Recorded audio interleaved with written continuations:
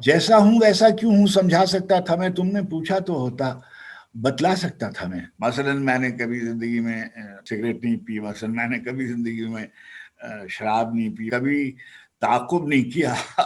جب ختم ہوا میرا کورس تو حسن عابدی صاحب نے سے پوچھا کہ آپ کہاں جانا چاہتے ہیں، تو میں نے ان سے کہا کہ میں چاہتا ہوں کہ مجھے لندن بھیج دیا جائے. تو اس پر انہوں نے فرمایا کہ ساری دنیا نیو یارک آنا چاہتی ہے اور تم لندن جانا چاہتے ہو. وہ اس ملک کی اگر ایک کوئی شناخت ہے ادبی تہذیبی تو وہ فیض صاحب کو سمجھا جاتا ہے. اردو ادب کا اجتماعی حافظہ بہت ظالم ہے، یہ ایک شعر کے شاعر کو بھی زندہ رکھتا ہے. بیٹھ جاتا ہوں جہاں چھاؤں گھنی ہوتی ہے. شمس الرحمان سے میری دوستی آخر وقت تک قائم رہی، بلکہ انتقال سے کوئی ہفتے پیشتر میں نے ان کو فون کیا جب وہ الہ آباد میں تھے، اور میر اور غالب پر جیسا مونیومنٹل کام انہوں نے شعر شور انگیز وغیرہ، تو کوئی دوسرا شمس الرحمان فاروقی پوری اردو دنیا میں نہیں تھا. کہ لوگ جھوپڑیوں میں رہ کر خواب دیکھتے ہیں، میرے باپ نے محلوں میں رہ کر جھوپڑیوں کے خواب دیکھے.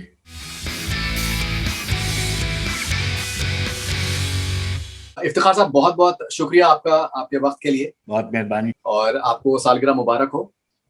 بہت شکریہ، بہت مہربانی. دنیا بھر سے لوگ آپ کے لیے تیاریاں کر رہے ہیں آپ کی سالگرہ کے لیے. کیسا محسوس کر رہے ہیں آپ؟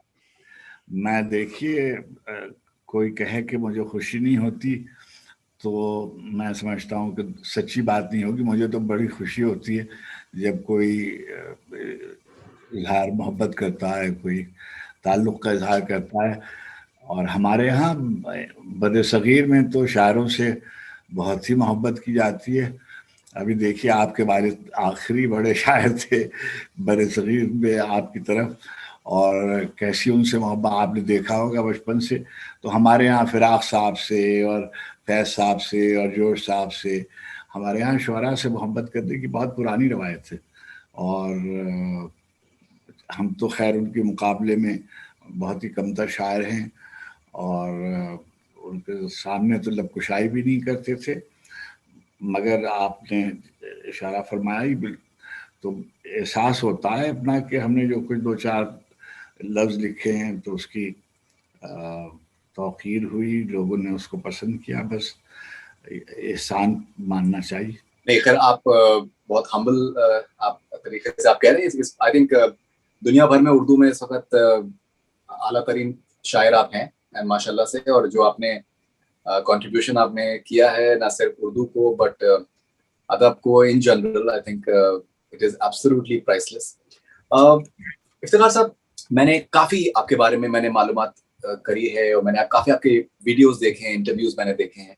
And it is absolutely fascinating. Your journey is absolutely fascinating. آج آپ کی سالگرہ پہ میں آپ سے یہ پوچھنا چاہتا ہوں کہ بچپن میں میں نے پڑھا کہ، اور میں نے دیکھے آپ کے انٹرویو دیکھے کہ آپ ذکر کرتے تھے کہ آپ کے دوست کوئی مسوری جاتا تھا، کوئی شملہ جاتے تھے سمر ہالیڈیز میں، کوئی اور کسی ہل اسٹیشن پہ جاتے تھے، اور آپ کے پاس ذرائع کم تھے تو آپ دو مہینے کی چھٹیوں میں آپ کا ایک شغل ہوتا تھا کہ آپ لائبریری جاتے تھے اور آپ جتنا ہو سکتا تھا آپ مطالعہ کرتے تھے ویریس سبجیکٹس کا. جب آپ اپنے سفر کی طرف دیکھتے ہیں، غیر معمولی سفر کی طرف دیکھتے ہیں، تو وہ جو آپ کا ایک دور تھا جب آپ نے اپنے اندر ایک نالج کا انویسٹمنٹ کیا، how important has that been in your career and your life? جی فریدو، سب سے اہم بات یہ ہے کہ پہلے شاید ایسا نہ ہو، لیکن اب جب میں 76ویں برس میں گزر گیا تو یہ احساس ہوتا ہے کہ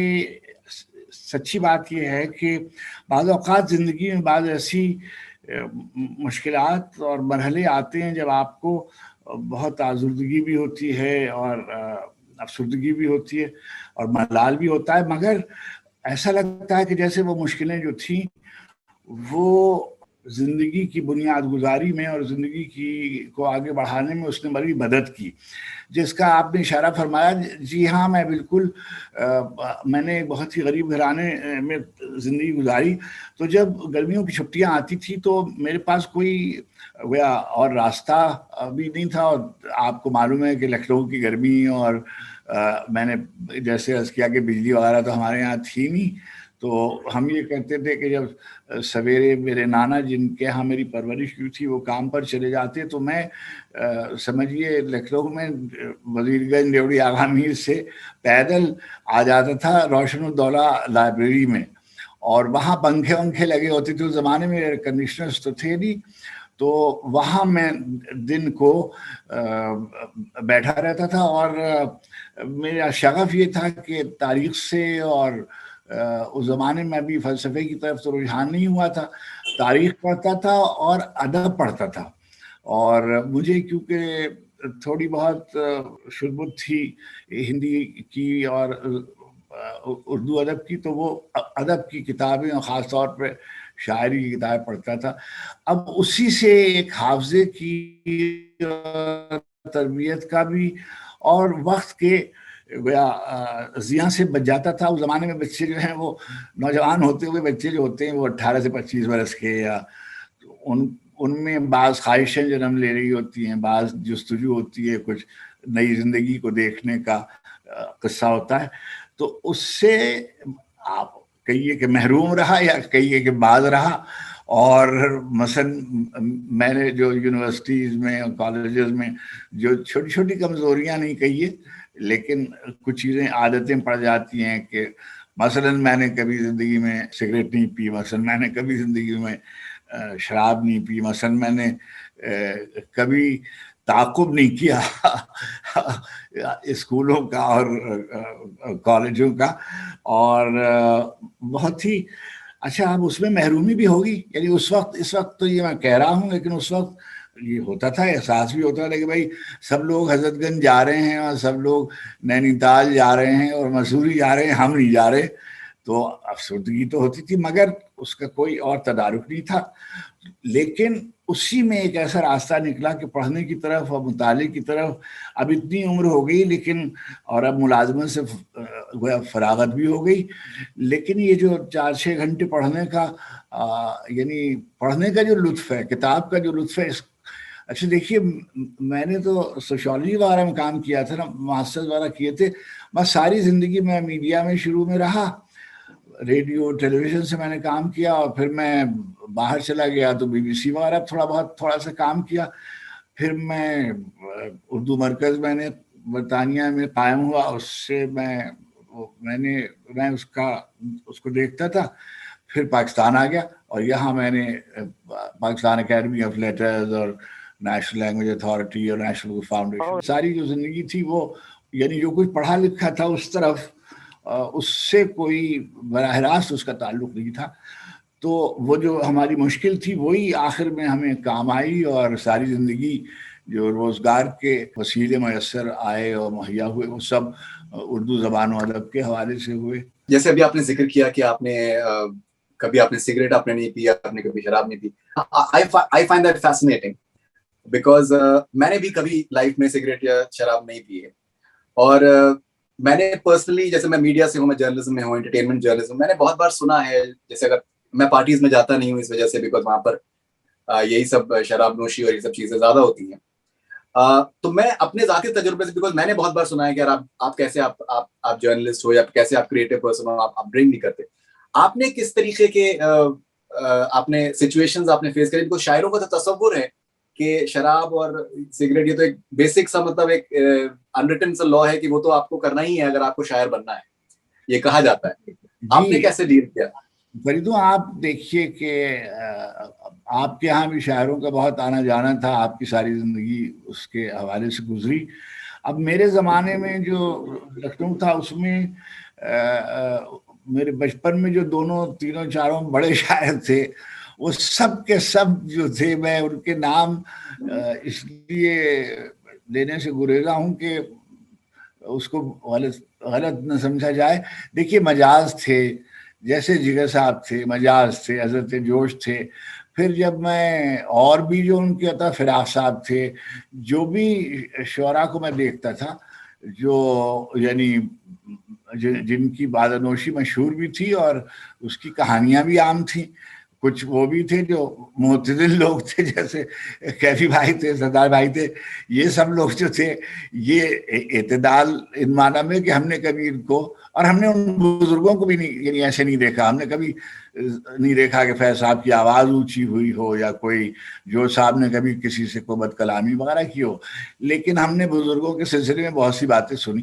خیر یہ تو ایک جداگانہ مسئلہ ہے. ہمارے ہاں بہت سی ایسی چیزیں مشہور ہیں کہ جو شاعر ہوگا وہ بالکل بے نیاز ہوگا خاندان سے، اور اس کو سوائے اپنے اور اپنے شعر کے کسی اور چیز کی فکر نہیں ہوگی، اور وہ اس کی اس بے نیازی کو اس کی درویشی پر محمول کیا جائے گا. اور وہ دنیا سے بالکل ایک ایسا تصور بنا دیا گیا تھا شاعر کا کہ شاعر جو ہے وہ کوئی اچھے کپڑے نہیں پہنے گا، مثلاً کوئی گاڑیوں میں سفر نہیں کرے گا، مثلاً یہ کہ نہائے گا نہیں، اور بال اس کے الجھے ہوئے ہوں گے، اور لباس میں اور زندگی میں ایک طرح کی ایک نوع کی. اچھا دیکھیے، زندگی سے بے نیازی اور درویشی کا قطعی یہ مطلب نہیں ہے کہ آپ گھر سے باہر نکلیں تو آپ کا لباس جو ہو وہ سلیقے کا نہ ہو. یعنی کہ مہنگا اور گراں لباسی نہیں میں عرض کر رہا ہوں. میں بہت ہی اچھا، مجھے تو یہ ایک بڑا فائدہ یہ تھا کہ میرے گھر میں، میرے محلے میں جو بعض بچے تھے جن کے ہاں یہ جو دھوبی کا کام کرتے تھے وہ میرے ساتھ کے پڑھے ہوئے تھے. آپ یقین کریں گے کہ وہ جب لادی لے کر گومتی کی طرف جا رہے ہوتے تھے تو آواز آتی تھی کہ بھیا کپڑے پھینک دو، تو میں دیوار سے ان کو اپنے استعمال، میرے پاس زیادہ کپڑے تو تھے نہیں، تو وہ مجھے شام کے شام جب میں واپس آتا تو وہ دھلے ہوئے ملتے تھے. تو مجھے ایک عادت پڑ گئی، یعنی چاہے جیسے بھی کپڑے ہوں لیکن سلیقے سے کپڑے پہنے جائیں، اور صاف کپڑے پہننے میں کوئی حرج نہیں ہے، اور شاعری اس سے متاثر نہیں ہوتی. اور اگر آپ بہت گندے کپڑے پہنیں گے تو اس سے شاعری میں کوئی، میں سمجھتا ہوں کوئی بہتری آئے گی، اس کا مجھے کوئی اندازہ نہیں ہے. مگر میں نے یہ دیکھا ہے کہ صاف کپڑے پہننے سے شعر پہ کوئی اثر نہیں پڑتا. افتخار صاحب، میں نے آپ کے ویڈیوز میں نے آپ کے دیکھے ہیں، انٹرویوز دیکھے جس میں آپ نے لکھنؤ کے بارے میں آپ نے بہت ہی گلوئنگ ٹرمز میں آپ نے باتیں کری ہیں. بہت کچھ مجھے سیکھنے کا موقع ملا. ایک آپ کا ویڈیو ہے روشن دان کر کے یوٹیوب کے اوپر، جو میں بار بار میں اس کو میں دیکھتا ہوں اور سنتا ہوں، بیکاز آپ نے جس طریقے سے اس میں بولا ہے، آئی think it is absolutely phenomenal. Lucknow کے بارے میں مجھے بہت علم ہے، آپ کے جو بھی تاثرات ہیں. میں آپ سے یہ جاننا چاہتا تھا کہ جو آپ کا ایک دور رہا ہے نیو یارک میں، جب آپ جرنلزم کی پڑھائی کے لیے آپ نیو یارک گئے تھے ایم اے کے بعد میں، اس کے بارے میں مجھے اتنا معلومات مجھے نہیں ملی. مجھے کچھ اس کے بارے میں اگر آپ پلیز بتا سکیں.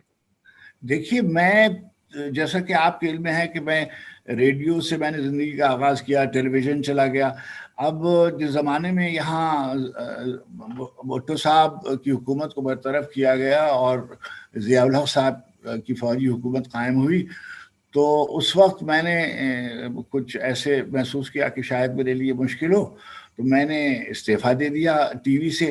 اور آغا حسن عابدی صاحب اس زمانے میں BCCI کے جو بنیاد گزار تھے، میں ان سے واقف نہیں تھا، مگر عذرائے کرم انہوں نے مجھے BCCI میں ملازمت دے دی. لیکن میں نے ان سے اپنے انٹرویو میں کہا بھی کہ دیکھیے، مجھے یہ دو کاموں سے احتراز ہوتا ہے، میری طبیعت اس طرف رجوع نہیں کرتی. ایک تو یہ جو اعداد و شمار ہوتے ہیں یہ مجھ کو وحشت ہوتی ہے اس کے پیسے گننے سے، اور یعنی مالی معاملات سے. اور دوسرے یہ ہے کہ مجھ کو، میں ظاہر ہے کہ میں لکھنؤ یونیورسٹی سے پڑھ کے آیا تھا، تو میرے زمانے میں ہندی میڈیم تھا، اور میں نے اسی میں، یعنی وہ جو ایڈوانس ہندی اور سنسکرت وغیرہ پڑھی جاتی تھی تو سب کے لیے لازمی تھی، تو میں نے بھی پڑھی ہوئی تھی. اور میں کیونکہ ایک پسماندہ طبقے سے تعلق رکھتا ہوں تو میرے گھر میں تو کوئی انگریزی وغیرہ بولتا نہیں تھا، اور محلے میں بھی نہیں بولتا تھا، سچی بات یہ. تو میری جو بولنے والی انگریزی ہے وہ کوئی ایسی نہیں ہے. تو آپ مجھے برطانیہ لے جائیں گے تو وہاں تو مشکل پڑے گی، اور وغیرہ وغیرہ وغیرہ. تو انہوں نے مجھ سے کہا کہ نہیں، یہ سب کچھ نہیں، اور انہوں نے ایک بہت ہی حوصلہ افزا بات کہی اور مجھے عذرائے کرم کہا کہ آپ جائیے. اور کولمبیا یونیورسٹی کا جو میڈیا مینجمنٹ کا کوئی کورس وغیرہ تھا، اس میں انہوں نے میرا داخلہ کرا دیا. دلدار رضوی صاحب وہاں کام کرتے تھے, ہمارے ہیڈ تھے, انہوں نے سب چیزیں کاغذات وغیرہ. اب میں وہاں چلا گیا. اب فریدو جب وہاں میں گیا تو مجھ کو تو, میں ایک آدمی لکھنؤ سے کراچی, کراچی سے لندن اور لندن سے نیو یارک, میری عمر بہت ہی ابھی کم تھی, 31-32 برس کا ہوں گا. تو فیض صاحب مرحوم نے مجھے اپنا, ان کے کچھ دوست تھے, ایک آپ کے بہت ہی جاننے والے ہندوستان کے ایک بڑے بزرگ تھے, سومناتھ چپ, بہت ہی بیوروکریسی کے بڑے آدمی تھے, ان کی صاحبزادی وہاں پڑھتی تھی, وہاں رہتی تھی. اور فیض صاحب کی ایک دوست تھی, ان کا نام تھا نیومی لیزرڈ. نیومی لیزرڈ انگریزی کی بڑی اچھی شاعرہ تھیں, اور ایک اور شاعرہ تھی کیرولین کائزر, یہ بھی وہاں رہتی. تو فیض صاحب نے ان کے نام رکے دیے کہ تم جاؤ تو ان لوگوں سے مل لینا. خیر میں وہاں جب گیا تو ایک دن آغا صاحب تشریف لائے, تو میں ایک معمولی سے ہوٹل میں رہ رہا تھا.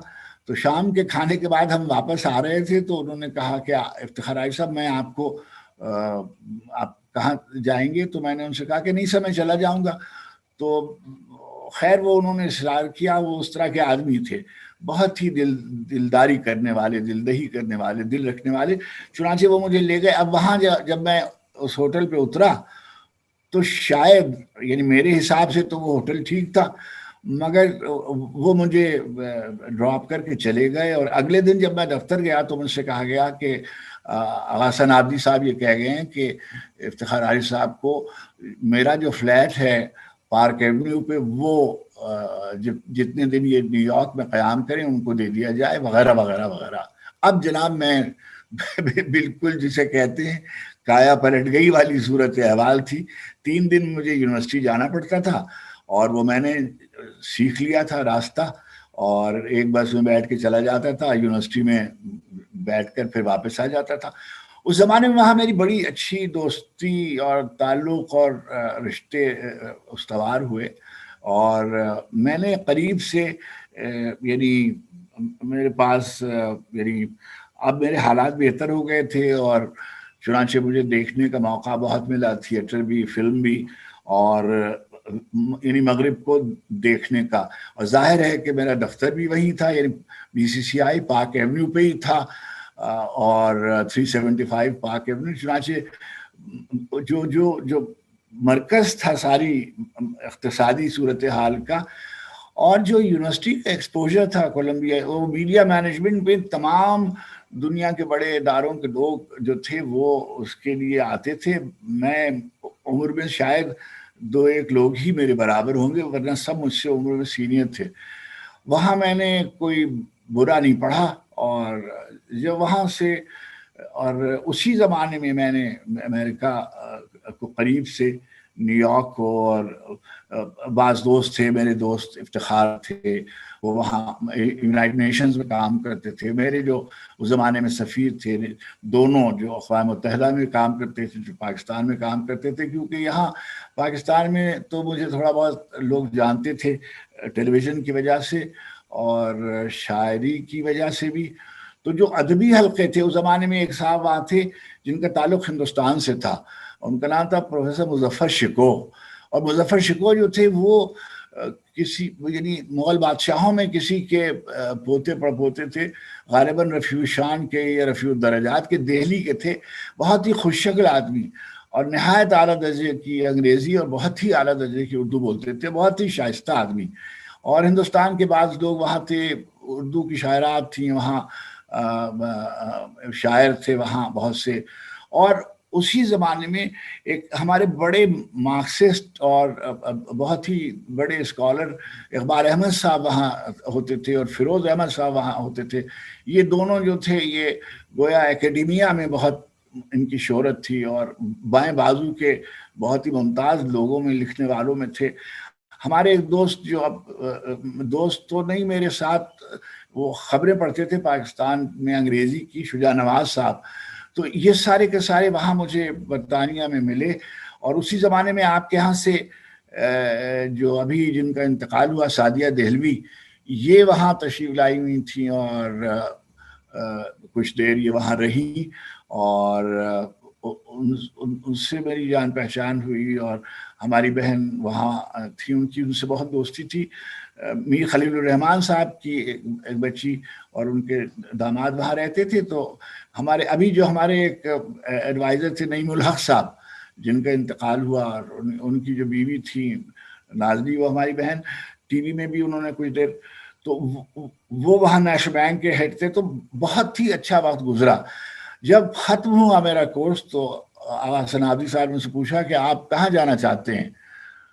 تو میں نے ان سے گزارش کی کہ انہوں نے مجھے کہا کہ آپ پاکستان کے علاوہ جہاں آپ کہیں وہاں آپ کو پوسٹ کر دیا جائے. تو میں نے ان سے کہا کہ میں چاہتا ہوں کہ مجھے لندن بھیج دیا جائے. تو اس پر انہوں نے فرمایا کہ ساری دنیا نیو یارک آنا چاہتی ہے اور تم لندن جانا چاہتے ہو, سبب؟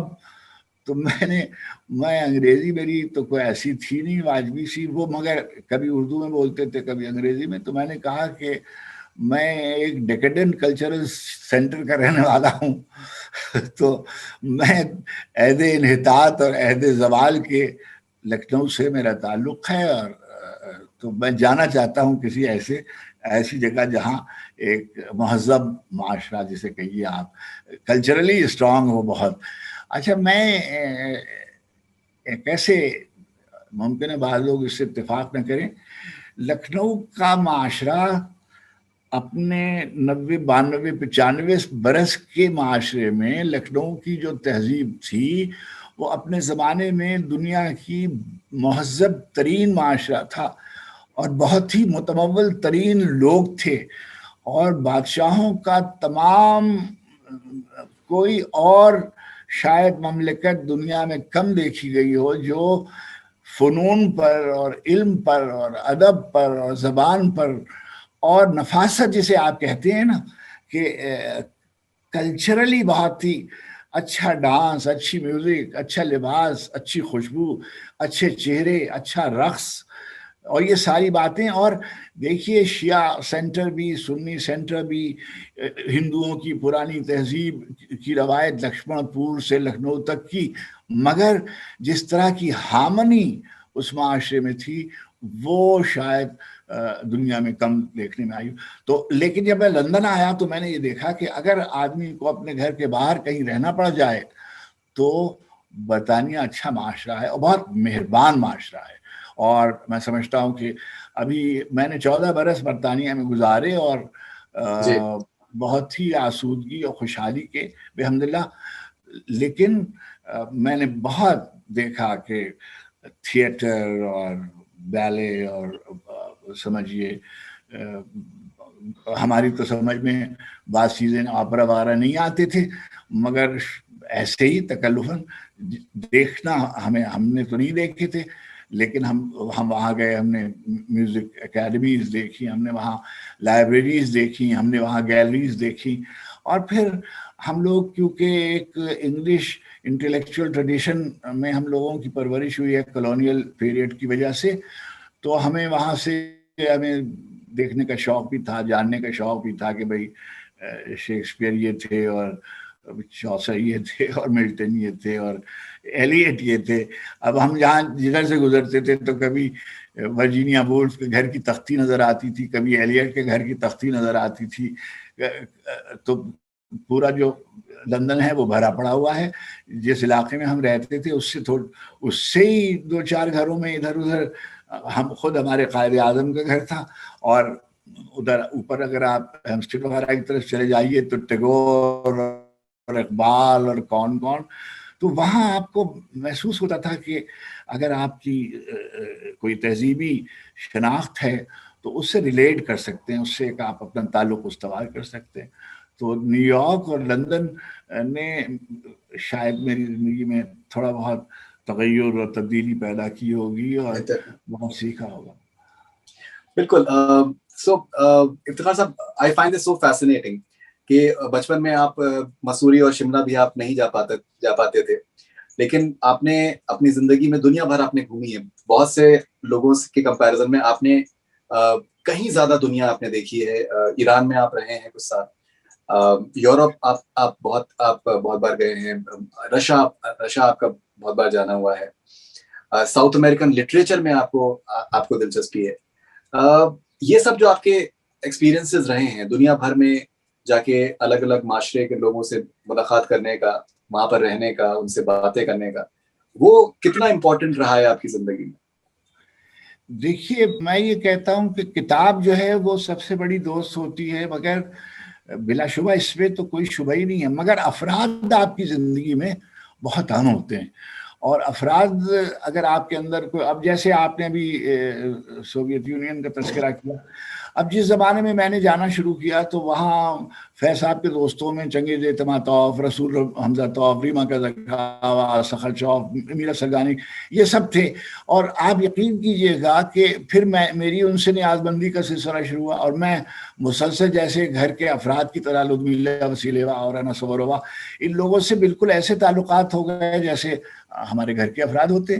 اسی طریقے سے جس زمانے میں ہم لندن میں تھے تو ہم وہاں کے انگریزی کے شاعروں سے اور دوسری زبانوں کے, دیکھیے ایک آپ تو کیونکہ میڈیا میں ہیں تو میں بتاؤں آپ سے کہ ایک بہت ہی مشہور گھرانہ تھا پلورائٹ کا, لارنس اولیویے کی جو بیگم صاحبہ تھی, ان کے بھائی تھے پی ایس پلورائٹ. انہوں نے ایک سیریز کی بی بی سی سے, پوئٹس ان ایگزائل, تو اس میں انہوں نے 6 شاید پروگرام تھے یا کیا, تو انہوں نے مجھے بھی فرمایا. تو میں نے کہا دیکھیے میں in fact I am not a political exile, میں نے تو اپنا ایک انتخاب کیا ہے کہ بھائی میں ایک نہیں رہنا چاہتا ہوں, میں چلا آیا ہوں.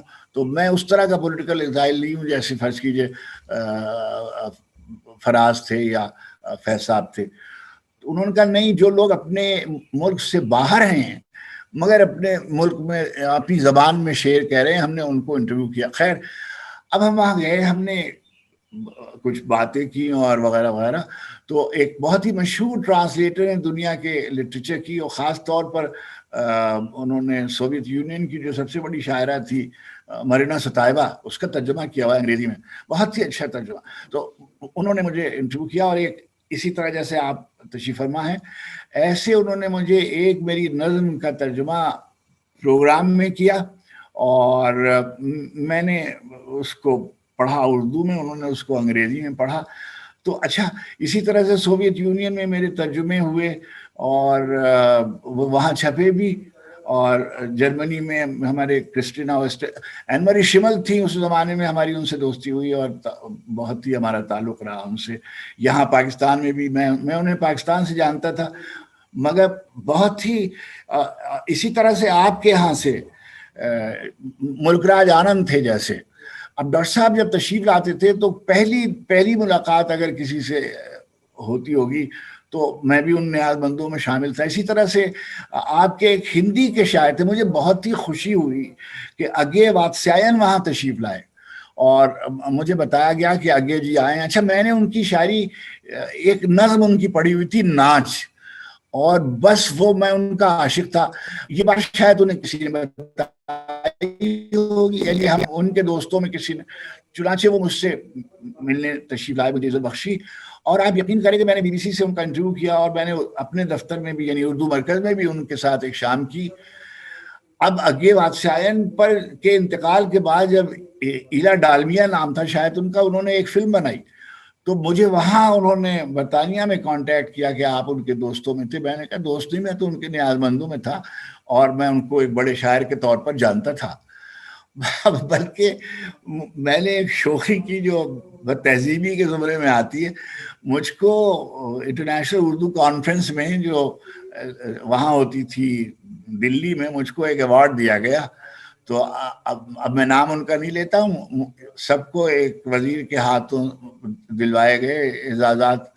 تو مجھے یعنی کیا سوجھی کہ میں نے نارنگ صاحب سے کہا کہ میرے لیے بالکل بھائیوں کی حیثیت رکھتے ہیں, تو میں نے کہا نارنگ بھائی اگر یہ ہو کہ کوئی مجھ کو وزیر نہ دے, ایوارڈ اگر دینا ہے تو کسی بڑے اداکار سے, فنکار سے, جیسے بسم اللہ خان نے واتسیائن جی کو ایوارڈ دیا تھا. خیر, تو نارنگ ہمارے بہت ہی ہم سے محبت کرتے ہیں, اور چنانچہ انہوں نے ارینج کیا, اور پھر یوسف خان صاحب تشریف لائے, اور دلیپ کمار صاحب آئے, اور ان کے ہاتھوں میں مجھے وہ فیض احمد فیض کے نام سے جو منصوب ایوارڈ تھا وہ جی جی مشکل تھا.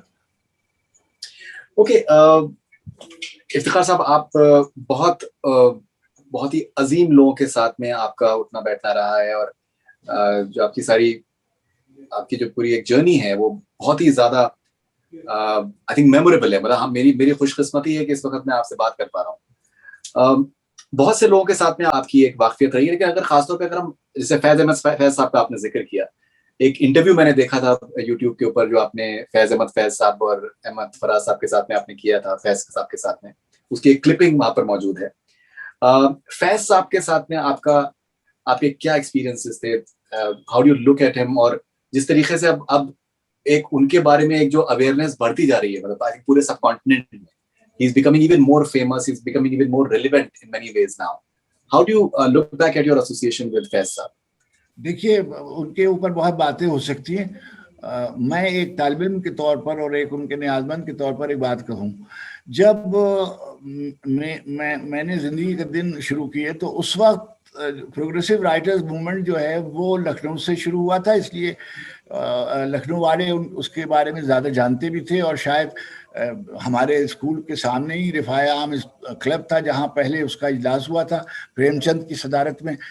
اچھا، اب جس وقت پروگریسو رائٹرز موومنٹ شروع ہوئی 1935-36 میں، تو اس وقت سین پر بڑے بڑے شاعر تھے، اور بیک وقت اس موومنٹ نے کچھ شعراء کو متعارف کرایا، جس میں مخدوم محی الدین تھے، جس میں علی سردار جعفری تھے، جس میں کیفی اعظمی تھے، جس میں جانثار اختر تھے، جس میں معین حسن جذبی تھے، جس میں مجروح سلطان پوری تھے، جس میں احمد ندیم قاسمی تھے، جس میں ظہیر کاشمیری تھے. اچھا، اس میں ایسے بھی لوگ تھے کہ جو زیادہ ان سے نیاز حیدر تھے، ہاشمی مطلبی فرید آبادی تھے. اچھا، اب یہ سب شاعر بیک وقت مشہور ہوئے. رفتہ رفتہ رفتہ رفتہ دیکھا گیا کہ کچھ ہی برسوں میں یہ بات ظاہر ہونے لگی کہ وقت کے ساتھ ساتھ کچھ شعراء جو تھے وہ پیچھے جاتے گئے اور فیض صاحب ایمرج کرتے گئے. اچھا، اب کیا ہوا کہ اگر میں اپنے ملک کے بارے میں تو بالکل واضح طور پر یہ کہہ سکتا ہوں کہ وہ ایک شاعر اور ایک نقاد اور ایک کلچرلسٹ اور ایک ٹریڈ یونین لیڈر وغیرہ کے ہونے کے باوجود وہ اس ملک کی اگر ایک کوئی شناخت ہے ادبی تہذیبی تو وہ فیض صاحب کو سمجھا جاتا ہے. اچھا، سبب شاید ایک یہ ہے کہ جب آندرے ژنیدوف اور وہ جو تھے میکسم گورکی نے سوشلسٹ لٹریچر کی بنیاد رکھی تھی 1935 وغیرہ میں ماسکو میں، اس وقت انہوں نے یہ کہا کہ بھائی آپ کس کے ساتھ ہیں، اہل ادب اور فنون کس کے ساتھ ہیں، ماسٹرز آف کلچر کس کے ساتھ ہیں، وغیرہ وغیرہ. تو یہاں پر ایک بالکل سلوگن مانگرنگ جسے آپ کہیے، ورسیفائڈ جرنلزم جسے آپ کہیے، لاؤڈ پولیٹیکل ایسپیریشنز اس میں بیان کی جانے لگی. فیض صاحب نے اپنے آپ کو اس سے ذرا الگ رکھا اور انہوں نے واضح طور پر ایک بات کہی کہ جو لٹریچر ہے یا کوئی بھی آرٹ جو ہے وہ نظریے کے بغیر ممکن نہیں ہے. لیکن جب آپ کسی فن کو، چاہے آپ مصور ہوں، چاہے آپ ناولسٹ ہوں، چاہے آپ پوئٹ ہوں، بنیادی ذمہ داری آپ کی یہ ہے کہ آپ جو جمالیاتی تقاضے ہیں اس کو پورا کیے بغیر اگر آپ کریں گے تو اچھا، آپ نے دیکھ لیا کہ سامنے آپ دیکھیے، ابھی دیکھیے ایک نظم ہے، ہم دیکھیں گے آپ کے یہاں بہت پڑھی جا رہی ہے. اب ہم دیکھیں کا ایک کنوٹیشن ہے، اور کنوٹیشن یہ ہے کہ وہ اسلامی انقلاب ایران کا جو ہے اس کے پس منظر میں واشنگٹن میں لکھی گئی. اچھا، لیکن جب ادیب کوئی چیز تخلیق کر رہا ہوتا ہے تو ضروری نہیں ہے کہ جہاں لکھی گئی ہو اسی کو ریفلیکٹ کر رہا ہو. یہ بھی ہو سکتا ہے کہ اس زمانے میں پاکستان میں فوجی طاقتیں تھیں، آمریت تھی، اور اس کے خلاف لکھا ہو. بے شمار چیزیں فیض صاحب کی ہیں جو लिखी गई, न मुद्दई न अदालत, हिसाब पाक हुआ, ये रिस्क खाक नशीना था, रिस्क खाक हुआ। अच्छा, अब ये कि चले चलो कि वो मंजिल अभी नहीं आई, ये उन्होंने 1947 की क़याम पाकिस्तान के पस मंज़र में लिखी। तो बहुत सी ऐसी चीज़ें, बड़ा अदब वो होता है कि जो, यानी मेरे नज़दीक, मैं एक तालिब इल्माना बात कह रहा हूँ, कि बड़े अदब को अपने ज़माने से, अपनी ज़मीन से और अपने लोगों से रिलेट भी करना चाहिए, मगर ट्रांसेंड भी करना चाहिए, उसको दूसरी ज़बानों में भी और दूसरे ज़मानों में भी पढ़ा जाए। क्या सबब है कि हम आज भी जब ये कहते हैं कि भाई अगर, यानी मतलब एक मकबूल सी एक बात मैं कह रहा हूँ कि भाई जो शेक्सपियर है या टॉलस्टॉय हैं या फर्ज कीजिए जेन ऑस्टिन है, ये बड़े लोग हैं। क्यों कहते हैं? इसलिए कहते हैं कि वो अपनी ज़बान में भी बड़े शायर थे और बड़े अदीब थे और बड़े ड्रामा निगार और नावल निगार थे, मगर आज भी उनसे लैटिन अमेरिका का आदमी, अभी आपने जिक्र फरमाया, कौन आदमी है जो, दो आदमी हैं लैटिन अमेरिका के, पैब्लो नेरूदा भी हैं और गार्सिया मार्कीज भी, गैब्रियल गार्सिया मार्कीज भी हैं। कोई नावल निगार भी इसी सदी का उसके करीब खड़े होने की जसारत नहीं कर सकता, और कोई शायर ऐसा नहीं है कि जो नेरूदा की अजमत का और फजीलत का कायल न हो। तो देखिए कहाँ लातीनी अमेरिका और किधर साउथ एशिया, जितनी इज्जत और जितनी तकरीम इन लोगों की जाती है। अच्छा, बहुत से लोग सोशलिस्ट रिवोल्यूशन के बाद मंजर आम पर आए, जैसे नाजिम हिकमत थे, अहमद शामिलू थे, आपके यहाँ सुमित्रा नंदन पंत थे, और उधर हमारे यहाँ, और अभी फिलिस्तीन में जो महमूद दरवेश और वगैरह वाला जो क्राउड है। लेकिन वही शायर जिंदा रहे जिन्होंने एस्थेटिक्स और अपने नज़रिए को और आदर्श को साथ रखा। फैज साहब से किसी ने पूछा कि आप अच्छा प्रोपेगेंडे के बारे में आपका क्या ख्याल है, तो उन्होंने कहा कि सबसे बड़ा प्रोपेगेंडा वो होता है जो अच्छा अदब तख्लीक करता है। अब इस वक्त मार्क्सिस्ट आइडियोलॉजी में किसी को नहीं मालूम कि यसेनिन क्या कहते थे, और फर्ज कीजिए मायाकाव्स्की क्या कहते थे, या फर्ज कीजिए और जो उनके शायर थे। आप फैज साहब को सोवियत यूनियन के टूट जाने के बावजूद भी, मशरकी यूरोप के टूट जाने के बावजूद भी, साउथ एशिया में सबसे ज्यादा रिलेट किया जाता है फैज साहब से। जाहिर है कि अच्छा, फैज साहब ये भी थे कि उन्होंने कभी कोई अपने बारे में, वो तो एक बिल्कुल बेनियाज आदमी थे। मैंने तो उनकी जिंदगी में, मैंने 1965 में जब मैं फरीदूं पाकिस्तान आया ना, तो मैं अकेला आया था, मेरे साथ मेरे वालिदैन तो नहीं आए थे, मैं अकेला था। यूनिवर्सिटी से फारिग हुआ तो मेरे उस्ताद थे प्रोफेसर एहतशाम हुसैन, और उनके एक भतीजे थे, मुझे नहीं मालूम कि वो हयात थे कि नहीं, जाफर मेरी उनका नाम था। हम दोनों बचपन के दोस्त थे और हम लोग साथ खेलते भी थे। तो हम उनको बड़े अब्बा कहते थे, क्योंकि रंजन वो जो था अपना मेहदी जाफर, वो उनको बड़े अब्बा कहता था, तो हम भी उनको बड़े अब्बा। अब हम यूनिवर्सिटी चले गए, वो अब हमारे उस्ताद हो गए। तो एहतशाम साहब ने मुझको 3 खत लिखे कि तुम ये 3 रुपये ले जाओ, तुम किसी को जानते नहीं हो तो तुम नौकरी के लिए इनके पास जाना। उसमें एक खत उन्होंने लिखा था डॉक्टर वहीद मिर्जा, जो लखनऊ यूनिवर्सिटी के उर्दू फारसी ओरिएंटल डिपार्टमेंट के हेड थे, और उन्होंने गालिबन खुसरो पर सबसे पहला काम उन्होंने किया था, डॉक्टर वहीद मिर्जा ने। अच्छा, और दूसरा खत था सिब्ते हसन साहब के नाम, जो बहुत मशहूर मार्क्सिस्ट थिंकर हैं, और तीसरा खत था फैज साहब के नाम। मैं जैसे ही कराची पहुंचा तो हफ्ते 10 दिन के बाद अपने यानी जानने वालों से मुलाकात के बाद नौकरी की तलाश में निकला। तो सबसे पहले मैं फैज साहब के पास गया, और फैज साहब उस जमाने में अब्दुल्ला हारून कॉलेज में प्रिंसिपल थे। अच्छा, वहाँ अच्छा मैं एक ऐसे डिसिप्लिन में मास्टर्स करके गया था जहाँ वहाँ अभी शुरू नहीं हुआ था, यानी बहुत ही कम कॉलेज थे, और अभी यूनिवर्सिटी एक ही यूनिवर्सिटी थी। अच्छा, अब मैं फैज साहब की सिफारिश लेकर इधर उधर जाता रहा। उस वक्त से लेकर और उनके इंतकाल तक मेरी उससे नियाज़मंदाना, मैंने अभी किसी जगह तकरीर में एक छोटी सी बात कही, जहाँ फैज साहब की साहबजादी भी तशरीफ फरमा थी, कि फैज साहब ने बेगम फैज के बाद सबसे ज़्यादा खत मुझे लिखे, اور وہ خط چھپ گئے ہیں. اور میں نے ابھی کسی تقریب میں ہماری بہن بیٹھی ہوئی تھی اس میں، اور ہمارے وزیر صاحب تشریف فرما تھے منیرہ ہاشمی، تو میں نے گزارش کی کہ فیض صاحب نے اتنے خط بچوں کو نہیں لکھے اتنے مجھے لکھے، اور بہت ہی وہ خیر وہ چھپ بھی گئے ہیں. فیض صاحب جیسی شخصیت میں نے بہت سی ایسی چیزیں ہیں جو میں کہہ سکتا ہوں. مثلا کبھی آج تک میں نے ان کو کسی کے بارے میں کوئی لفظ، جیسے ہمارے ہاں ہوتا ہے شاعر بیٹھ گئے اور کسی اپنے سینئر ہم عصر کے بارے میں یا جونیئر ہم عصر کے بارے کوئی بات، کبھی کوئی فقرہ ناروا، کوئی ناسزا بات، کوئی ناروا قصہ، کوئی کہانی ایسی کبھی انہوں نے نہیں کہی. اور اس قدر جو بھی بات ان سے کہیے اور نخرے کیجیے، ناز کیجیے، وہ سب سن لیتے تھے. اور کوئی میں نے ان سے صرف کیا سیکھنا تھا، میں ان کا ہنر تو بہت بڑا تھا، لیکن دیکھیے میں تو ابھی کچھ بھی، یعنی میں نے آغاز ہی کیا تھا جب انہوں نے میرا پیش لفظ میرے دو نیم کا لکھا تھا.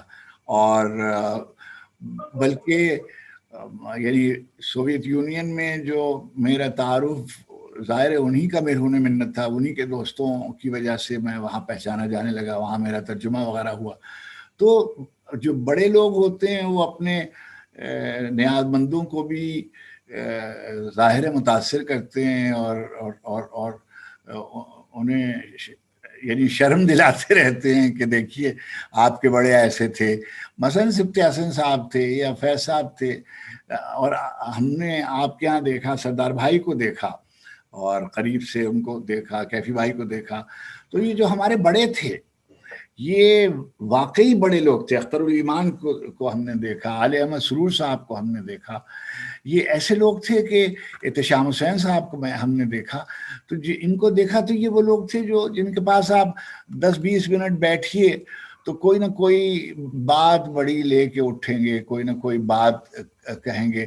میں ان سے بعض اوقات جوانی کہہ لیجئے، ناسمجھی کہہ لیجئے، اپنی یعنی ایک بلا وجہ ایسے شوخی کہہ لیجئے، مجھے انہوں نے کئی دفعہ، 2 دفعہ میں کہتا ہوں مجھے انہوں نے میری سرزنش کی، ڈانٹا آپ سمجھیے ایسے. میں ایک مشاعرے میں گیا ہوا تھا اور وہاں کچھ نوجوان بیٹھے ہوئے تھے، انہوں نے مجھ سے فرمائش کی کہ فلاں چیز پڑھیں. تو میں نے کہا کہ باڑواں کھلاڑی، اور کسی نے کہا کہ وہ دیار نور میں تیرا شبوں کا ساتھی ہو، جان بہت شرمندہ ہے وغیرہ، جو میری شروع میں جو چیزیں. تو میں نے کہا نہیں، میں نے نئی غزل لکھی ہے، وہ میں آپ کو سناتا ہوں. فیض صاحب نے مجھے پیچھے صدارت فرما رہے تھے، تو انہوں نے سے کہا کہ نہیں بھائی جو وہ کہہ رہے ہیں وہ سنائیں. تو میں نے کہا کہ سر وہ میں نے نئی غزل کہی ہے. انہوں نے کہا نہیں آپ وہ سنائیں جو وہ کہہ رہے ہیں. خیر وہ میں نے سنا. جب مشاعرہ ختم ہوا تو مجھ سے کہا کہ دیکھیے ہم جو مشاعرے میں آتے ہیں تو ان کے لیے آتے ہیں نا جو وہاں آئے ہوئے ہیں، تو ان کی فرمائش پوری کریں. تو اچھا اب ظاہر ہے کہ یہ بات ہم نے اپنی گرہ سے باندھ لی. اچھا دوسری بات یہ کہ ایک میں نام ان کا نہیں لیتا ہوں، ایک صاحب سے وہ الجھتے تھے بہت، فیض صاحب سے بھی اور یعنی فراز سے بھی اور مجھ سے بھی اور وغیرہ. تو میں ان سے بہت آزردہ تھا، تو میں نے فیض صاحب سے شکایت کی کہ آپ وہاں چلے گئے اور وغیرہ. تو اس پہ انہوں نے کہا جب کوئی آدمی اعتراض کرے آپ پر تو آپ پر واجب ہے کہ آپ انہی دنوں میں کوئی اچھی سی غزل کہہ لیں، کوئی اچھی سی نظم کہہ لیں. یہی اس کا جواب ہے. اس لیے کہ جو حسد ہوتا ہے یا جو رشک کی صورت ہوتی ہے وہ آپ کے ہنر سے ہوتی ہے بس. تو آپ نتیجہ دیکھیے کہ آپ سمجھیے نقش فریادی اور دست صبا اور زندہ نامہ اور سر وادی سینا اور شام شہریاراں اور میرے دل میرے مسافر، ایک کے بعد ایک کتاب آتی رہی. کبھی ایک دفعہ بھی انہوں نے اپنے بیانیے میں تبدیلی نہیں کی. جو لکھ دیا وہ لکھ دیا. بے نیاز تھے، شہرت سے گریزاں، اور جو جس کا جی چاہتا تھا ملنے آ جاتا تھا. ایسے عجیب واقعات ہیں. ایک دن زہرا نگاہ صاحبہ نے ان سے کہا کہ فیض صاحب آپ فلاں جگہ جا رہے ہیں، یہ آدمی مسلسل آپ پر گویا معترض رہتا ہے تو کہنے لگے کہ آپ اس کی باتیں سنتی کیوں ہیں, یہ کوئی غلط بات آپ سنتی کیوں ہیں, یہ ان کا طریقہ تھا. اور کبھی اور سب کی دلدہی کرنا. ایک واقعہ ہے بہت مشہور کہ زہرا آپا کے یہاں قیام تھا ان کا, وہ ہمارے گھر سے تھوڑی دور پہ رہتی تھی, ہیرٹس کے قریب اس زمانے میں. تو ایک صاحب آئے اور انہوں نے گھنٹی بجائی تو انہوں نے ذرا پر دروازہ کھولا, ان کا فرمائیے. تو ان کا یہ فیض صاحب کا گھر ہے؟ تو انہوں نے کہا جی ہاں فیض صاحب یہاں رہتے ہیں. تو انہوں نے کہا کہ مجھے ان سے کام ہے. وہ سردار جی تھے اور یعنی پگڑی وغیرہ باندھے ہوئے تھے, اور ان کے ہاتھ میں کچھ مشروبات کا ایک گویا کنٹینر تھا. تو وہ فیض صاحب نکلے تو اس سکھ نوجوان نے ان کے قدموں کو ہاتھ لگایا اور کہا کہ میرے والد نے برمنگم سے مجھے فون کر کے کہا ہے کہ تو اپنی دکان کی اگر بونی کرانا چاہتا ہے تو سب سے پہلے جا کر فیض صاحب کے قدم چھو کے آ اور ان کو نظر گزار. تو میں آیا ہوں اور اس نے وہاں بولنے لگی اور چلا گیا. اب آپ مجھے بتائیے کہ یہ کوئی ہو سکتا ہے؟ اچھا مشاعرے میں جاتے تھے, جو کہتا تھا, کوئی آدمی ادھر سے کہتا تھا موضوع سخن, وہ کھڑے ہو کے موضوع سخن پڑھ دیتے تھے. کوئی کہتا تھا میرے دل میرے مسافر, کوئی کہتا تھا دشت تنہائی میں, وہ دشت تنہائی پڑھے, مجھ سے پہلی سی محبت میرے محبوب. آپ یہ دیکھیے اس قدر محبت. اور جب جلاوطنی گزارنے کے بعد یہ پہلی دفعہ تشریف لائے وطن, تو انہوں نے ایک عجیب غریب بات کہی, اور انہوں نے کہا کہ مجھ کو بلا شبہ, میں ان کے قدموں کی خاک بھی نہیں ہوں, مگر میں بھی یہی کہتا ہوں کہ مجھ کو میرے ہنر سے زیادہ میرے ہم وطنوں نے سراہا اور مجھے اس کی داد ملی. ایک دفعہ فریدون لکھنؤ تشریف لے گئے, اور لکھنؤ میں بارادری جو ہے اس میں ان کے اعزاز میں ایک بہت بڑی محفل کا انعقاد کیا گیا. اچھا اب کیا ہوا کہ وہاں ان کے بارے میں بہت ہی باتیں کی گئیں اور ظاہر تعریفیں وغیرہ کی گئیں. تو میرے استاد جو تھے براہ راست, میں یعنی براہ راست ناز کرتا ہوں اس بات پر کہ میں پروفیسر شبیر الحسن نونہروی کا شاگرد ہوں, تو انہوں نے صدارت فرمائی. تو انہوں نے صدارتی خطبے میں ایک بات یہ کہی کہ آج سے 200 سال پہلے جب میر تقی میر اس شہر میں وارد ہوئے تھے تو ایک واقعہ ہوا تھا, آج دوسرا واقعہ ہوا ہے, فیض احمد فیض لکھنؤ میں تشریف لائے ہیں. اچھا اب فیض صاحب تو بہت ہی ایک اور طرح کے آدمی تھے. جب لندن واپس آئے لکھنؤ سے, یعنی لکھنؤ دلی سے ہو کر واپس آئے, تو مجھ سے کہنے لگے بھائی وہ تمہارے استاد ملے تھے. تو میں نے کہا کہ اچھا ظاہر لکھنؤ میں تو میرے بہت سے استاد تھے. تو کہنے لگے شبیر الحسن صاحب. تو میں نے کہا جی میں تو براہ راست ان کا شاگرد ہوں, اور اس کے بعد بھی مجھے ان سے نیاز مندی حاصل رہی لندن کے زمانے میں. تو کہنے لگے انہوں نے یہ فقرہ کہا, بہت ہی خوش تھے اس بات پر. اسی جگہ مجھے نہیں معلوم مجھے کہنا چاہیے نہیں کہنا چاہیے, مگر جس زمانے میں وہ جلاوطنی کی زندگی گزار رہے تھے, 2 طرف سے ان کو ملازمتوں کی آفر آئی. جامعہ ملیہ میں ہمارے دوست پروفیسر گوپی چند نارنگ صدر شعبہ اردو تھے, اور غالباً جمال قدوائی صاحب اس زمانے میں وائس چانسلر تھے, کہ یہاں آ کر اور جیسے پروفیسر ایمیریٹس وغیرہ ہوتا ہے وہ گویا کا عہدہ سنبھال لیں. دوسری آفر آپ کی طرف سے آپ کے یہاں سے آئی کہ جب جیوتی باسو بنگال کے چیف منسٹر تھے, تو ظاہر ہے کہ وہ تو ہماری پارٹی کے ہی آدمی تھے. تو انہوں نے باقاعدہ اقبال چیئر قائم کی کہ فیض صاحب اس پر متمکن ہو. انہوں نے ظاہر مشورتاً نہیں اطلاعاً ہمیں بتایا. تو ہمارے جو تحفظات تھے وہ ہم نے ان سے بتائے, لیکن وہ پہلے سے انہوں نے اس سے انکار کر دیا تھا. کوئی بھی بات ایسی وہ نہیں کرتے تھے جسے آپ کہتے ہیں نا کہ اینٹی پیپل, کوئی پورا رویہ زندگی کا. دیکھیے ہمارے یہاں بہت سے ایسے لوگ ہیں جو باتیں تو کرتے ہیں بہت ہی ترقی پسندانہ, مگر ایلیٹسٹ ان کا ایٹیچیوڈ ہوتا ہے, مینرزم ان کا جو ہوتا ہے, ایک ایروگنس ان کے اندر ہوتی ہے کہ دیکھیے میں کیسا زبردست آدمی ہوں. مگر ہمارے جو بڑے تھے جیسے سجاد ظہیر صاحب تھے, سجاد ظہیر کے بارے میں جو نور ظہیر نے ایک فقرہ لکھا ہے بہت اچھا ہے کہ لوگ جھوپڑیوں میں رہ کر خواب دیکھتے ہیں, میرے باپ نے محلوں میں رہ کر جھوپڑیوں کے خواب دیکھے, ان کے خوابوں کے لیے کام کیا. تو سجاد ظہیر صاحب, سردار بھائی, یہ اس طرح کے لوگ تھے. اور ہمیں یعنی میں آپ سے ایک طالب علم کے طور پہ کہہ رہا ہوں کہ میں نے پڑھا ہے دنیا کو, کسی اور زبان کی اتنی بڑی تحریک ادبی 20ویں صدی میں نہیں ہے. بڑے لوگ دیکھیے برطانیہ میں پروگریسو رائٹرز موومنٹ کے سلسلے میں سے پیشتر ایک ہوا تھا اجلاس جس میں سوویت یونین میں ہونے والے چینجز کو کی تصدیق و توثیق کی گئی تھی.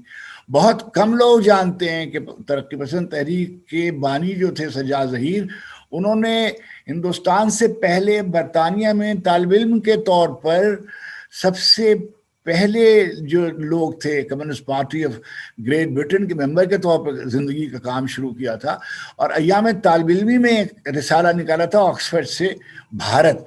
ان کے بایوگرافرز نے بھی یہ بات نہیں لکھی. تو میری گزارش یہ ہے کہ ہمارے جو لوگ تھے ہم ان پر بہت سی باتوں کا الزام لگاتے ہیں, ممکن ہے بات صحیح بھی ہوں, مگر جو کنٹریبیوشن ہے ان کا, جتنا بڑا کنٹریبیوشن ہے ترقی پسند تحریک کا, کسی ایک تحریک نے کسی ایک زبان کو اتنا متمول نہیں کیا جتنا ترقی پسند تحریک نے کیا. جی بالکل. شمس الرحمان فاروقی صاحب سے بھی آپ کی دوستی تھی, ابھی ان کا ریسنٹلی ان کا انتقال ہوا ہے. فاروقی صاحب نے انہوں نے کافی جگہوں پہ انہوں نے یہ کہا ہے کہ وہ انہوں نے فرینچ لٹریچر بھی انہوں نے پڑھا ہے, انگریزی لٹریچر میں بھی انہوں نے بہت ڈیٹیل میں انہوں نے اسٹڈی انہوں نے کی ہوئی ہے. لیکن ان کا ایک بہت ہی آبجیکٹو اسسمنٹ ان کا یہ ہے کہ جو اردو میں جو شاعری ہے, اردو جو لٹریچر ہے, وہ ان سب لٹریچر, چاہے وہ انگریزی لٹریچر ہو, فرینچ لٹریچر ہو, اس سے بھی بڑا لٹریچر ہے. جو باتیں کہی گئی ہیں, جس طریقے کی جو گہرائی ہے, جو ایک ورائٹی ہے, اٹ از, جو خوبصورتی سے جس خوبصورتی سے کہا گیا ہے وہ it is absolutely price less.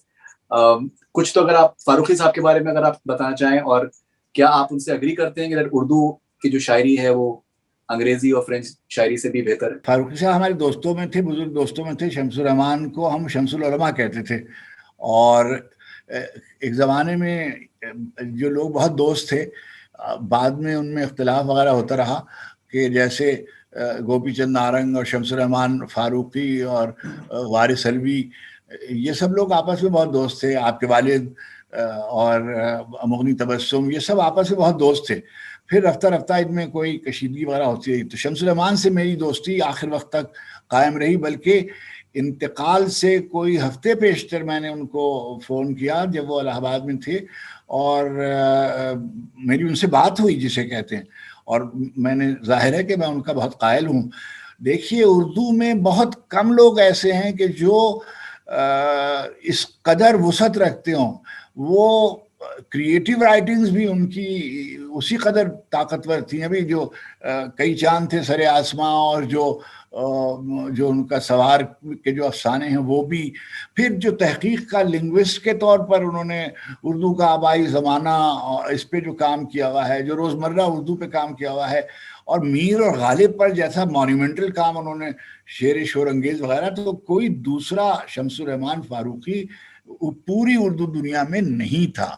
یہ بات تو بالکل میں بغیر کسی خوف تردید کے کہہ سکتا ہوں کہ جہاں تحقیق اور تنقید اور تخلیق یہ تینوں, اور پھر جناب شبخون جیسا رسالہ جس نے ایک تحریک کی صورت اختیار کی, تو شمس الرحمان فاروقی کا بہت بڑا کنٹریبیوشن ہے, اور ان کا جانا اردو ادب کے لیے بہت بڑا نقصان ہے. اچھا, دوسری بات ان کا یہ کہنا, بلا شبہ آپ کے علم میں ہے کہ شمس الرحمان فاروقی کی بنیادی تعلیم جو تھی وہ انگریزی کی تھی, اور وہ بہت تسلط تھا ان کو. انہوں نے جو ترجمہ میر کا کیا ہوا ہے, اور اس کے فرانسس پریچٹ کے ساتھ مل کر, اور بھی جو انگریزی میں ان کا کام ہے بہت ہی, اور پڑھتے, یعنی میں نے تو اتنا مستحضر علم جو ہے جتنا, یعنی علوم مشرق کا بھی اسی قدر ان کو علم تھا, اور مغربی ادب کا بھی ان کو بہت علم تھا.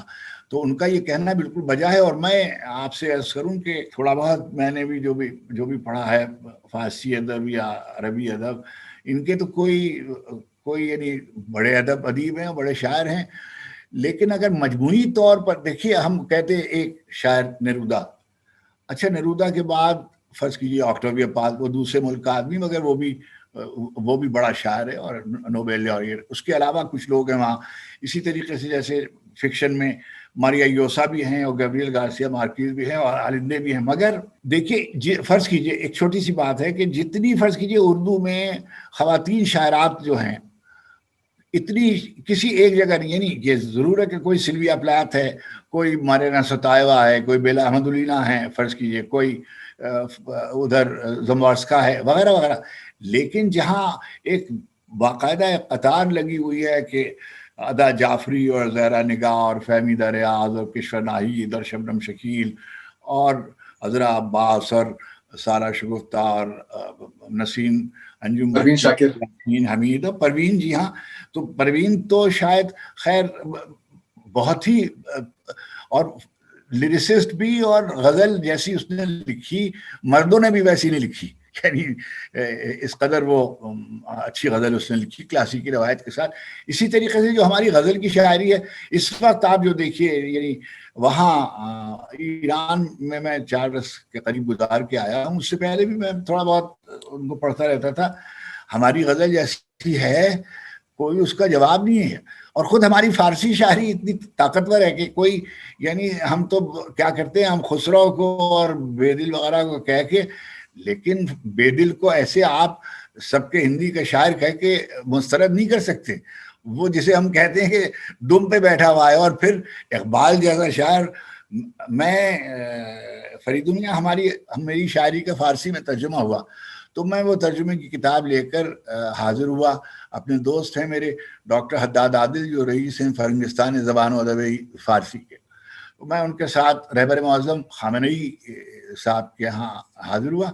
وہاں میں نے ان کو وہ کتاب نظر کی تو مجھ سے انہوں نے فارسی میں یہ پوچھا کہ آپ فارسی میں شعر کہتے ہیں؟ تو میں نے ان سے کہا کہ نہیں، اور میں نے یہ بھی کہا کہ فارسی مجھ کو نہیں آتی، میں سمجھ لیتا ہوں مگر میں اس میں اظہار خیال وغیرہ نہیں کر سکتا ہوں. تو انہوں نے اپنے سامنے بیٹھے ہوئے لوگوں کو کہا کہ جس زمانے میں اقبال شعر کہہ رہے تھے اس زمانے میں پوری فارسی بولنے والی دنیا میں کوئی شاعر اقبال سے بہتر نہیں تھا. اب وہ اقبال کو بنیاد گزاران انقلاب اسلامی ایران سمجھتے ہیں. تو ہمیں لیکن بدقسمتی یہ ہے کہ جیسے ابھی ایک کتاب آتی ہے لو ان دا ٹائم آف کالرا، فرض کیجیے، ابھی وہ اسپینش میں ہی نہیں ہوتی کہ وہاں اس کا انگریزی میں اور اردو میں ترجمہ ہو جاتا ہے. اسی طریقے سے ابھی ملان کنڈیرا کی کتاب آتی ہے، پہلے اس کی زبان میں نہیں آتی، پہلے وہ فرینچ میں چھپ جاتی ہے اور پھر اس کے ترجمے ہو جاتے ہیں اور پھر کہیں اس کی زبان میں چھپ آتی ہے. تو ترجمے ہماری زبان کے نہیں ہوئے اور شاید بہت اچھے ترجمے ممکن نہیں ہیں. یعنی جو بھی ترجمے ہوئے ہیں وہ قریب تو ہوتے ہیں. مثلا غالب کا کیا ترجمہ ہوگا؟ اور ہمارے عسکری صاحب ایک مصرع پڑھتے تھے، کہتے تھے کیا ترجمہ ہوگا کہ فقیران آئے صدا کر چلے، میاں چپ رہو خوش رہو ہم دعا کر چلے. تو ذرا میاں کا ترجمہ بتائیے. مثلا میاں خوش رہو ہم دعا. اچھا اس میاں میں پوری بر صغیر کی جو تہذیب ہے وہ رکھ دی گئی ہے کہ فقیرانہ آئے صدا کر چلے میاں خوش رہو ہم صدا. تو یہ جو ہے ترجمہ ممکن نہیں ہے. لیکن ہمارے ہاں ترجموں کا فقدان ہے. یوسف حسین خان صاحب نے ترجمے کیے ہیں، ذاکر حسین خان صاحب نے ترجمے کیے ہیں، اچھے ترجمے کیے ہیں. خود اس نے ہمارے شمس الرحمان نے میر کا ترجمہ کیا ہوا ہے، اور بھی ہمارے شعراء کے ترجمے ہوئے ہیں. مگر میں بالکل، مجھے تو دوسری زبانیں کم نہیں آتی ہیں لیکن وہ ترجمے کمزور ہیں. مگر وہی ایک طریقہ ہے کہ دوسروں تک. اب دیکھیے فیض صاحب کے کتنے ترجمے میں، نیومی لیزر نے ترجمہ کیا، کیرولین کائزر نے ترجمہ کیا، ریما کاداکاوا نے ترجمہ کیا، یہاں ہمارے یہاں خالد حسن نے، آغا شاہد حسین نے، کوئی 25-30 کے قریب انگریزی کے ترجمے ان کے وکٹر کیرینن سے لے کر اور جو تازہ ترین ترجمہ تھا خالد حسن کا اور محبوب الحق نے اور وغیرہ وغیرہ وغیرہ، مگر کوئی ترجمہ جسے کہتے ہیں مکمل نہیں ہے. مگر جیسے فیصلہ فرماتے تھے کہ بھائی کچھ تو جائے گی نا بات، انگریزی میں جب ترجمہ ہوگا تو کچھ تو بات جائے گی. اب میں دیکھیے بہت ہی ایک بلا کوئی فضول سی بات کرنے لگا ہوں کہ میری انگریزی میں ترجمہ ہوا پہلے 12th میں، جب میں برطانیہ میں رہتا تھا تو ان کی ایک پوئٹری کا پبلیکیشن ہاؤس تھا، اس نے چھاپا. اچھا جب میں یہاں آیا تو آکسفورڈ یونیورسٹی پریس نے میری کتاب written in the season of fear کے نام سے چھاپی.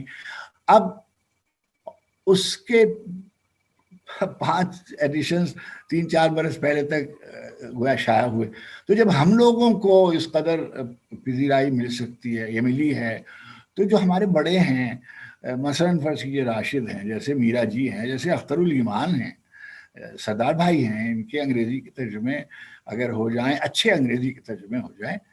ابھی مجھے نہیں معلوم ہندی کے بڑے شاعروں میں کس کے ترجمے ہوئے ہیں، مگر میں کیونکہ ہندی براہ راست پڑھ سکتا ہوں تو اب تو یہاں ایک بڑا مسئلہ ہے کہ میں نے ابھی فراق صاحب کا کلیات منگوایا. نیرج جی کا جب انتقال ہوا تو میں نے اپنے کسی دوست سے کہا کہ مجھے نیرج کا کلام چاہیے، تو انہوں نے مجھے وہ پوری ان کی کلیات ہندی میں بھیجی.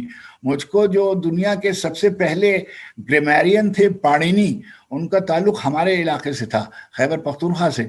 تو ان کی ایک کتاب ہے 8 چیپٹرز اشٹادھیائے، وہ مجھے نہیں مل رہی تھی، تو وہ میں نے وہاں اطہر فاروقی صاحب سے کہہ کے میں نے کتابیں منگوائیں. وہ پہلے کتابیں دبئی جاتی ہیں یا پہلے کتابیں لندن جاتی ہیں، پھر وہاں سے یہاں آتی ہیں. تو ایسی صورتحال بہت ہی خراب ہے. جی بالکل. افتخار صاحب آپ نے ابھی کہا فیض صاحب کے حوالے سے، ہم دیکھیں گے کے حوالے سے کونوٹیٹو میننگ کے بارے میں.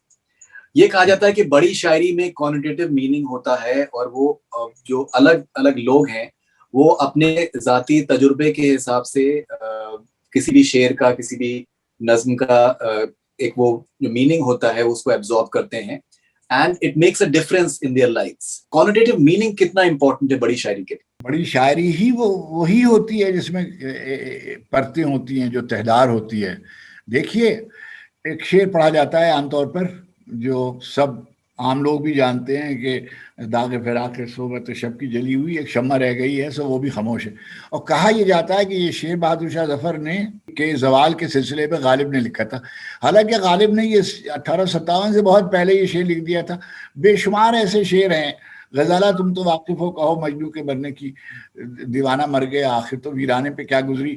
اب کہا جاتا ہے کہ راجہ رام نارائن موضوع نے یہ شعر نواب سراج الدولہ کی شہادت کے موقع پر کہا تھا، یا وہ جو دیکھنا ہے زور کتنا بازو قاتل میں ہے، کب شعر لکھا گیا تھا، کب پڑھا گیا. بسمل عظیم آبادی کا شعر اور رام نارائن بسمل نے پڑھا اور پھانسی پہ چڑھ گئے وغیرہ.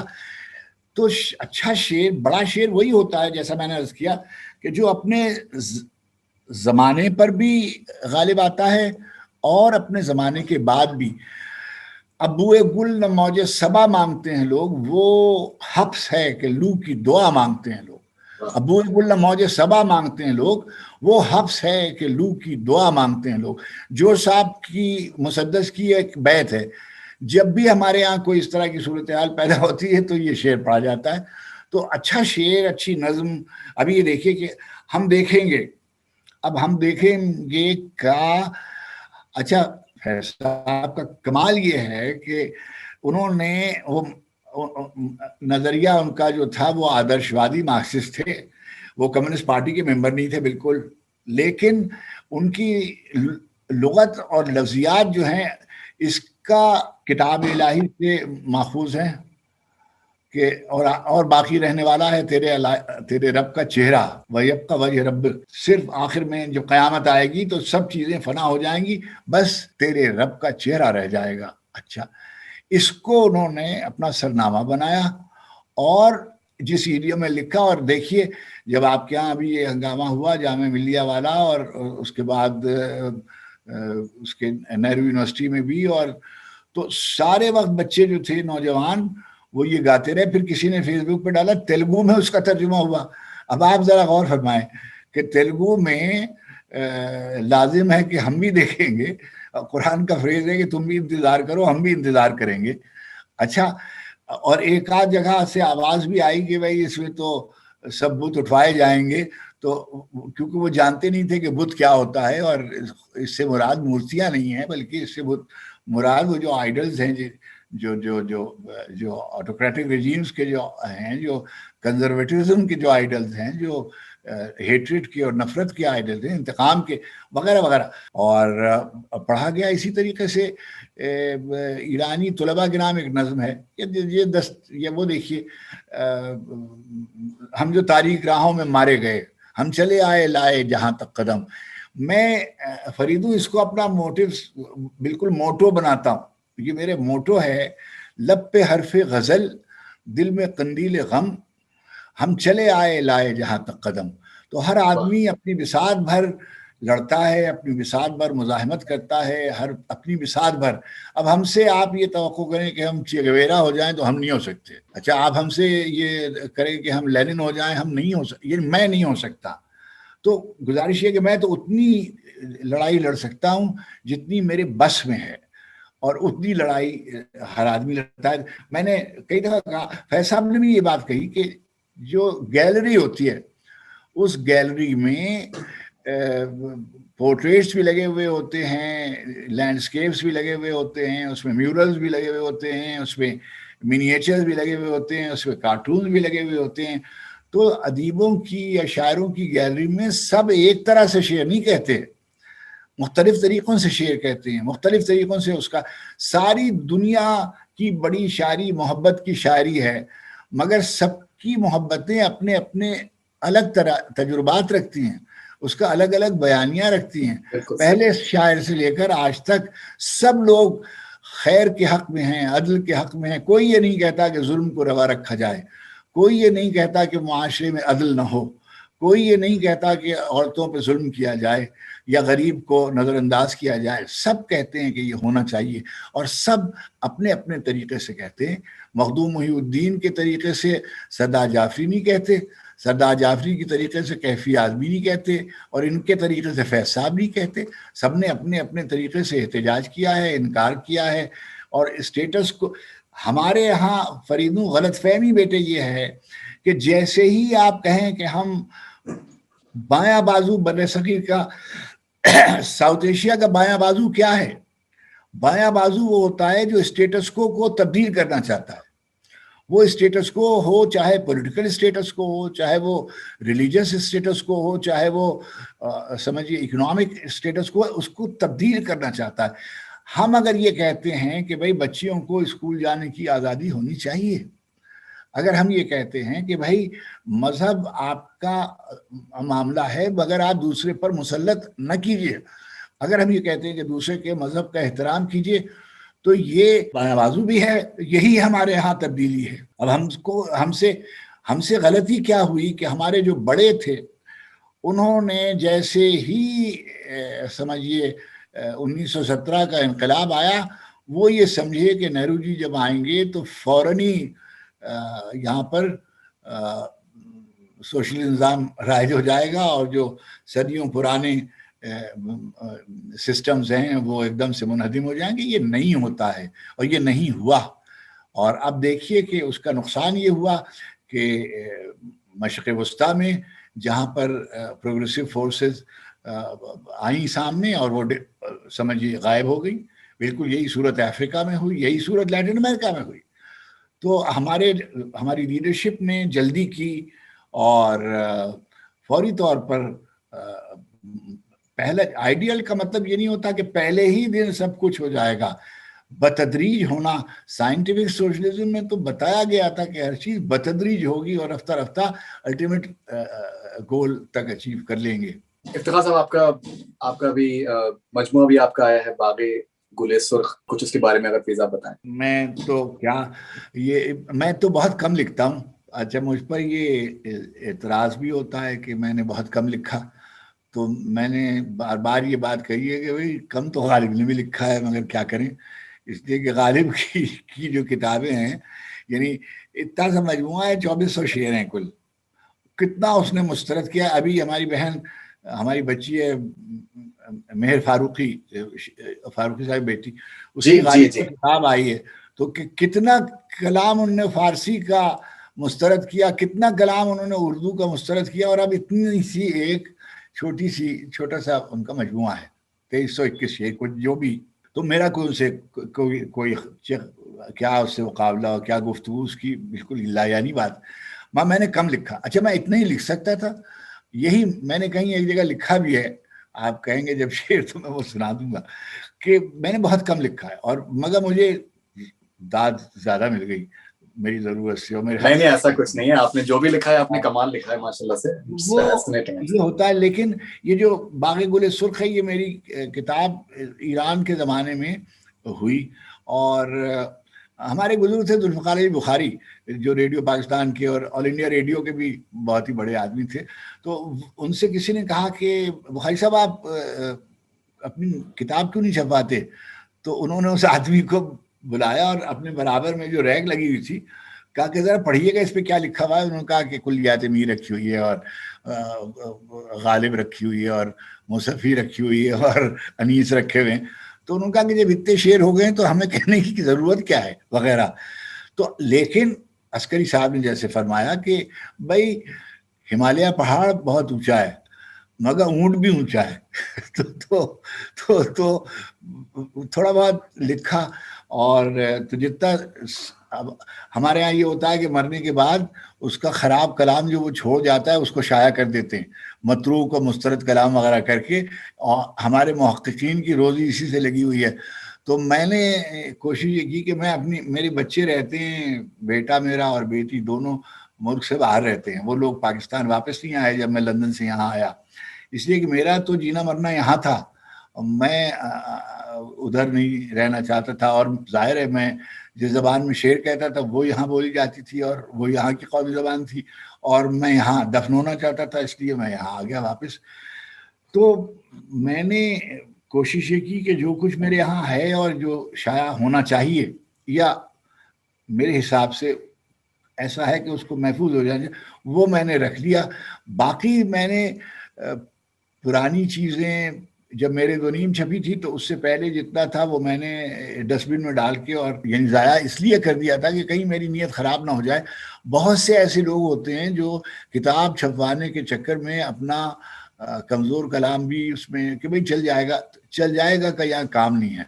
अदब में ये सब नहीं चलता। आप अगर आपने देखिए उर्दू अदब का इज्तिमाई हाफजा बहुत जालिम है, ये एक शेर के शायर को भी जिंदा रखता है। बैठ जाता हूं जहां छांव घनी होती है, हाय क्या चीज गरीबुल वतनी होती है।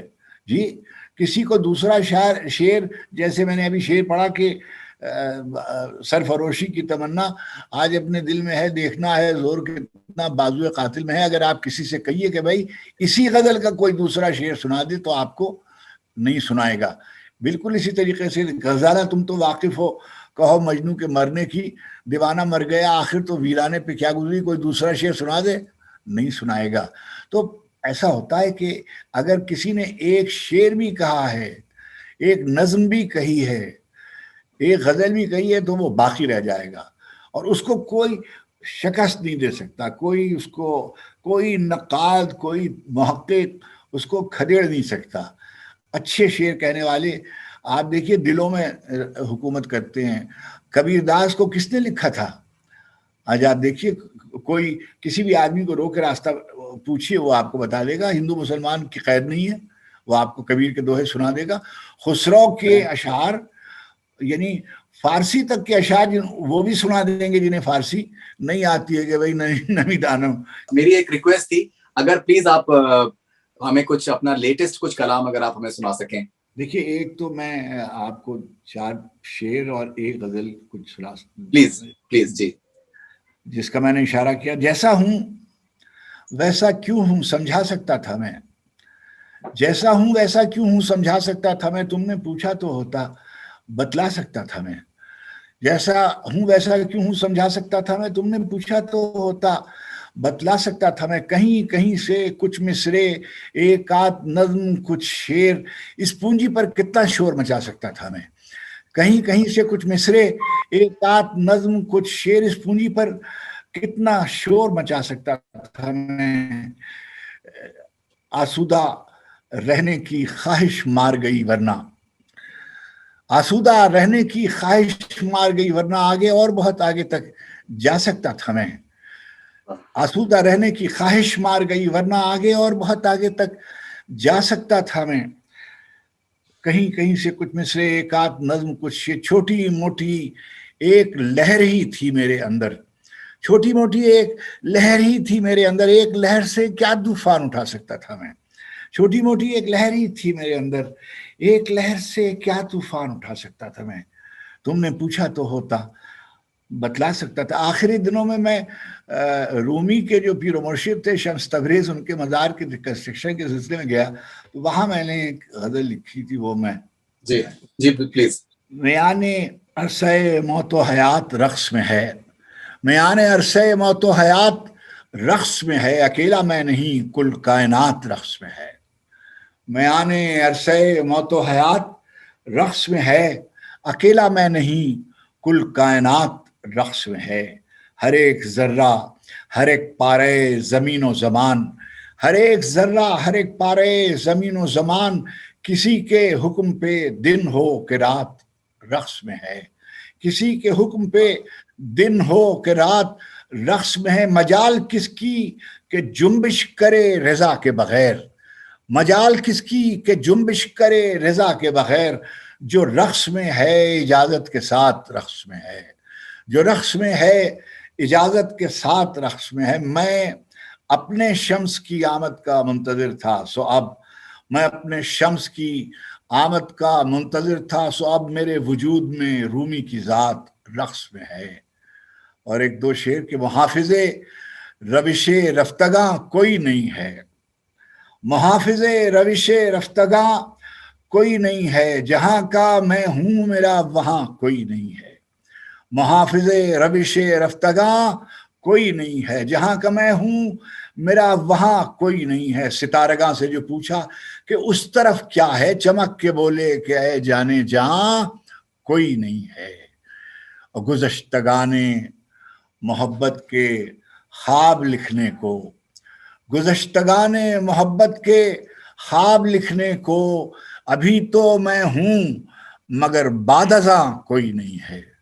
گزشتگان محبت کے خواب لکھنے کو، ابھی تو میں ہوں مگر بعد ازاں کوئی نہیں ہے. بہت افتخار صاحب مہربانی. بہت بہت شکریہ. ابھی تو سوال میرے پاس بہت سارے ہیں، بہت سی آپ سے میں بات کر سکتا ہوں، لیکن it has been absolutely fascinating. بہت بہت شکریہ آپ کا، آپ کے قیمتی وقت کے لیے.